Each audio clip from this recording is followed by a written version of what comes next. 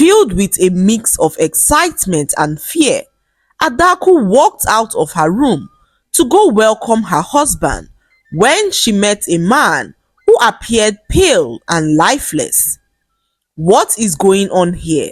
she asked with a shaky voice, and the rich woman told Adaku that she was married for the dead.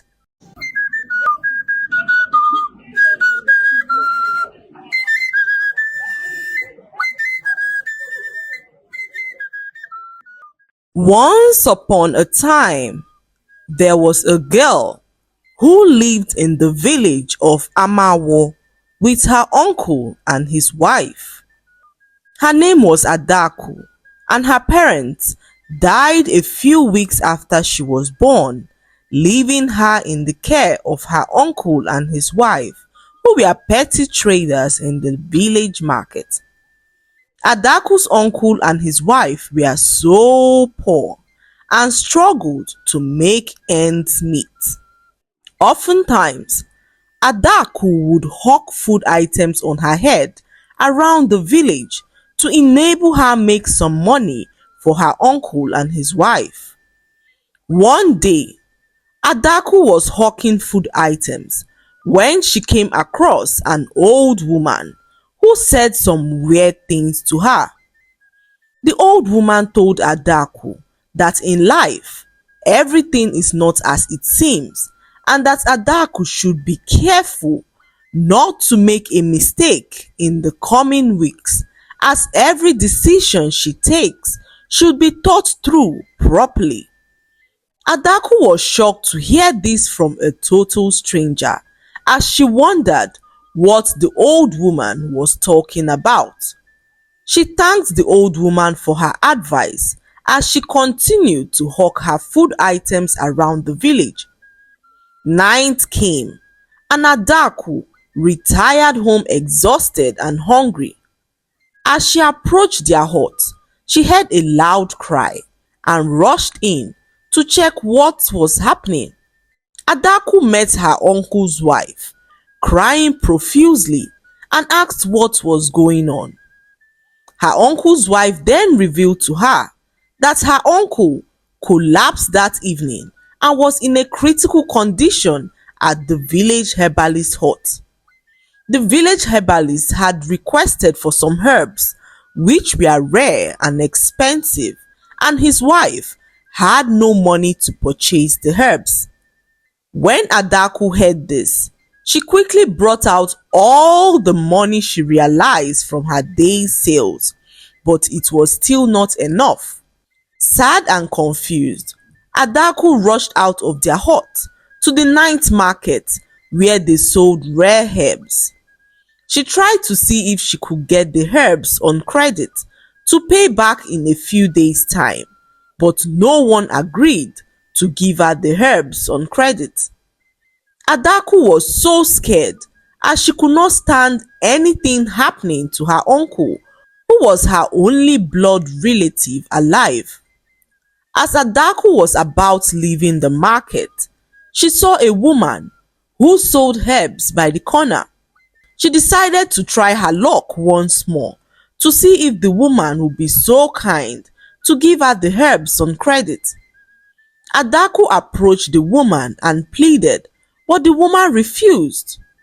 As she was about leaving, the woman stopped her and told her that she could give her the herbs for free if only she would be willing to do something for her. Adaku's eyes shone in excitement as she was willing to do anything to save her uncle's life. She asked the woman what she had to do, and the woman told her that all she wanted Adaku to do was to marry her son, who was living in a faraway village. Adaku's countenance changed as she could not understand why the woman would make such an offer to her.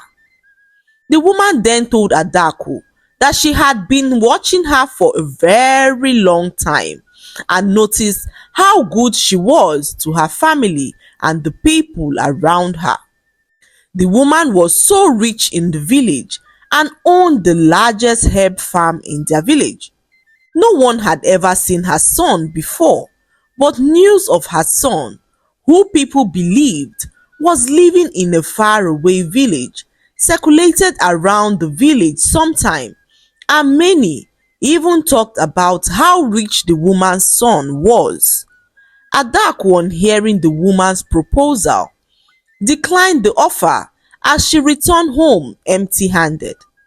She told her uncle's wife all that transpired at the market with the rich woman, and her uncle's wife frowned and asked why she declined the offer.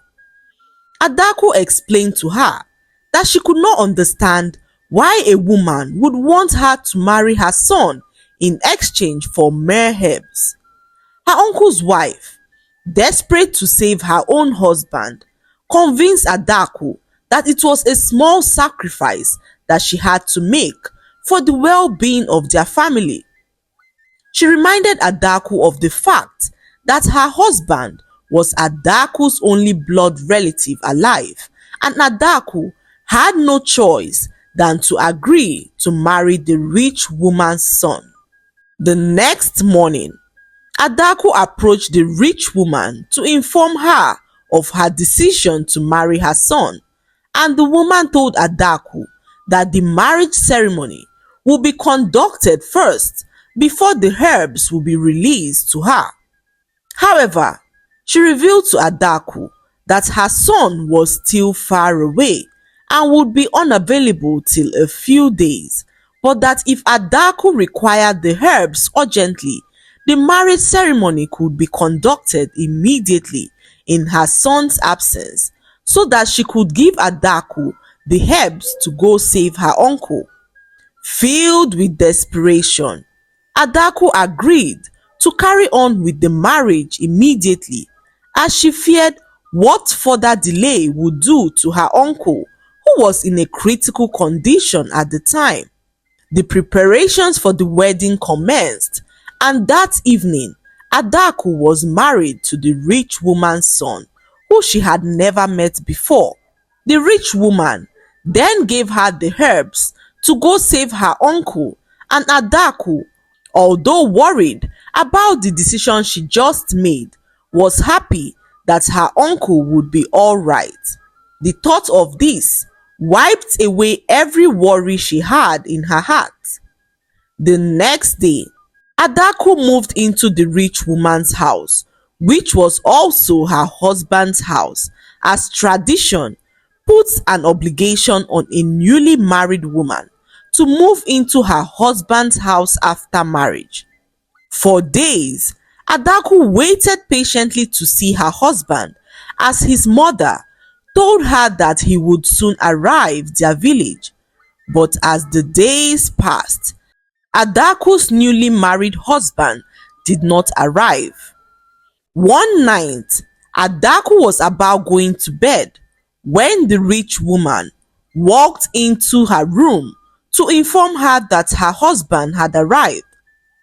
Filled with a mix of excitement and fear, Adaku walked out of her room to go welcome her husband when she met a man who appeared pale and lifeless.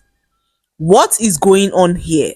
she asked with a shaky voice, and the rich woman told Adaku that she was married for the dead.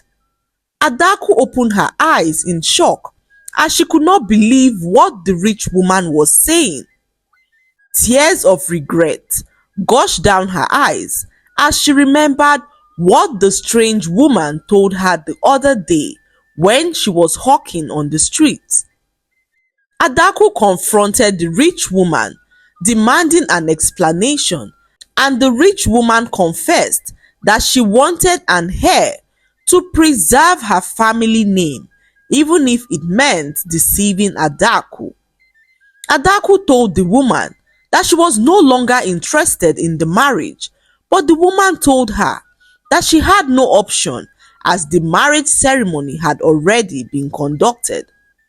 Adaku was then forced to stay in the hut, all alone with her husband's dead body.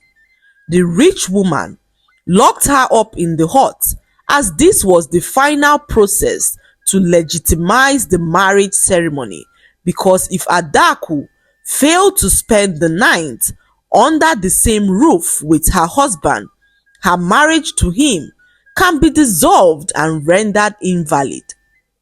So, the rich woman made sure that she locked Adaku up in the hut, leaving her alone with her dead son, as she could not risk Adaku running away and ruining all her plans of preserving her family name.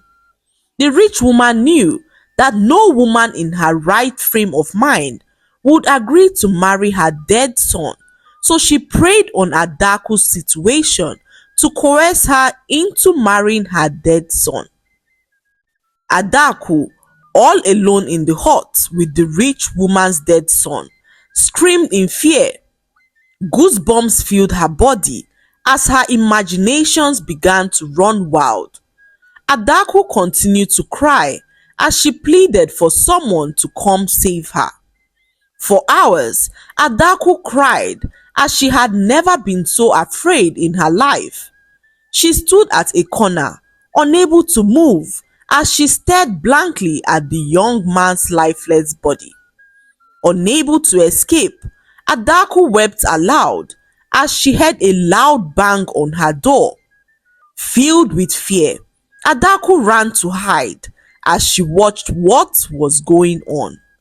To her greatest surprise, she saw her uncle, who was now perfectly fine and well. Her uncle had a troubling dream where he heard Adaku crying for help and decided to leave his hut that night to go check on her. When he heard her crying aloud, he broke down the door and found Adaku all alone in the hut with a dead body. Her uncle hurriedly took Adaku away from the hut. As they returned to his own hut, Adaku was still shaking from all that happened, and by morning, when the rich woman returned, she found the door to her hut wide open and Adaku was nowhere to be found. She screamed in pain as she realized that her plan had failed. She rushed to Adaku's uncle's house and met her uncle, who was so furious at all that happened. The rich woman offered Adaku's uncle and his wife a huge amount of money for them to convince Adaku to follow through with the marriage, but her uncle turned down the money, saying that no amount of money was worth taking Adaku's happiness away. That was how Adaku was saved from marrying a dead corpse, as her uncle approached the elders of the village and the marriage was nullified immediately. News of all that happened spread around the village, and the villagers resented the rich woman for all that she had done. The lesson to be learned from this story is that we should never take advantage of people at their weakest. Learn not to capitalize on one's misfortune for your benefit, as it will eventually lead to your own downfall. Envy and deceit can only bring temporary gains, but the consequences will catch up with you in the end. I hope you enjoyed the story. Like, subscribe and leave a comment. It helps us grow our channel. I'll see you in our next story. Bye.